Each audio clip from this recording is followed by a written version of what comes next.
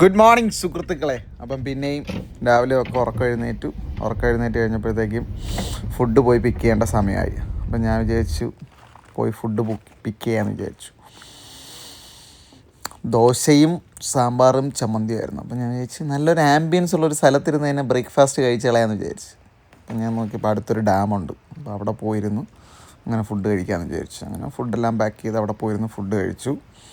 Food കഴിച്ച് അവിടെ കുറേ നേരം ഇങ്ങനെ ടൈമൊക്കെ സ്പെൻഡ് ചെയ്തു. ചുമ്മാ കല്ലൊക്കെ എടുത്ത് വെള്ളത്തിലെറിഞ്ഞു. അത് കഴിഞ്ഞിട്ട് പിന്നെ ബോറടിച്ചപ്പോഴത്തേക്കും കല്ലൊക്കെ ഇതുപോലെ പതുക്കെ അടുക്കി വെച്ചു. അങ്ങനെ കുറേ ടൈം അങ്ങനെ അവിടെ സ്പെൻഡ് ചെയ്തു. പിന്നെ അവിടെ കുറേ നേരം ഇരുന്ന് പാട്ടൊക്കെ കേട്ടു.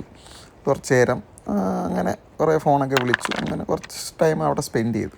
അങ്ങനെ കുറേ സമയം അവിടെ ഇരുന്നപ്പോഴത്തേക്കും എൻ്റെ ഒരു ഫ്രണ്ട് എന്നെ ഫോൺ വിളിച്ചിട്ട് പറഞ്ഞു, എടാ എൻ്റെ ഷിഫ്റ്റ് ഒന്ന് കവർ ചെയ്യാവോ, ഒരു ബർത്ത്ഡേ പ്രോഗ്രാം ഉണ്ടെന്ന് പറഞ്ഞു.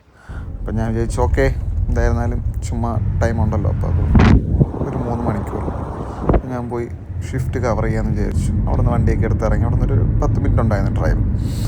അങ്ങനെ പോയിക്കൊണ്ടിരുന്ന സമയത്ത് ഒരു കാഴ്ച കണ്ടു ഞാൻ. ഒരു കുതിരയും അതിൻ്റെ കുഞ്ഞു കുതിരയും രണ്ടും കൂടെ നിൽക്കുന്നുണ്ട്. പിന്നെ ഞാൻ കുറച്ച് നേരം അവിടെ നിന്ന് നോക്കി. അതിനെയൊക്കെ നോക്കി നിന്ന് 2-3 ഫോട്ടോയും വീഡിയോ ഒക്കെ എടുത്തതിന് ശേഷം അവിടെ നേരെ വീട്ടിലെത്തി.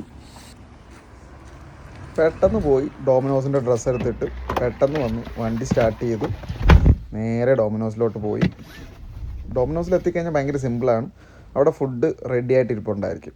അപ്പം നമ്മൾ ഇതുപോലത്തെ ഒരു ബാഗിൽ ഫുഡ് പോയി എടുക്കുക, വണ്ടിയിലെടുത്ത് വയ്ക്കുക, പോയി കൊണ്ടു കൊടുക്കുക, പിന്നെയും തിരിച്ചു വരിക, വന്നെടുക്കുക. പെട്ടെന്ന് തന്നെ ഷിഫ്റ്റ് കംപ്ലീറ്റ് ചെയ്തു. 2 മണിക്കൂറുള്ളായിരുന്നു ഷിഫ്റ്റ്. നാട്ടിലൊരു 3000 രൂപ ഉണ്ടാക്കി 2 മണിക്കൂർ കൊണ്ട്. സെറ്റല്ലേ? പിന്നെ പോയി കിടന്ന്